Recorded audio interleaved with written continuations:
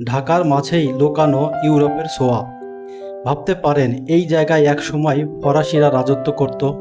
বন্ধুরা, আজকে আমি চলে এসেছি পুরান ঢাকার ফরাশগঞ্জে।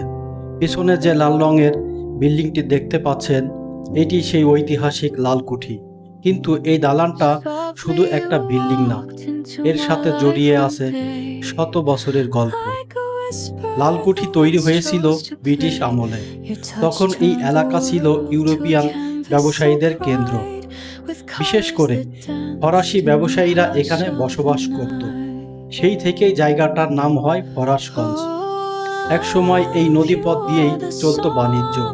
বুড়িগঙ্গা নদী ছিল ঢাকার প্রাণকেন্দ্র, আর এই লালকুঠি ছিল সেই ইতিহাসের এক নীরব সাক্ষী। এখনো এখানে আসলে দেখা যায় পুরনো ঢাকার আসল রূপ, সরু গলি, পুরনো দালান আর মানুষের ব্যস্ত জীবন। এই জায়গার একটা আলাদা ভাব আছে, যেটা নতুন ঢাকায় খুঁজে পাওয়া যায় না।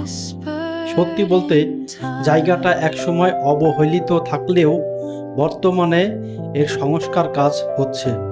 কিছুদিনের ভিতরেই হয়তো পর্যটকদের জন্য উন্মুক্ত করে দেওয়া হবে। যদি আপনারা হিস্টোরি আর অ্যাস্থেটিক জায়গা পছন্দ করেন, তাহলে একদিন অবশ্যই ঘুরে আসবেন লালকুঠিতে।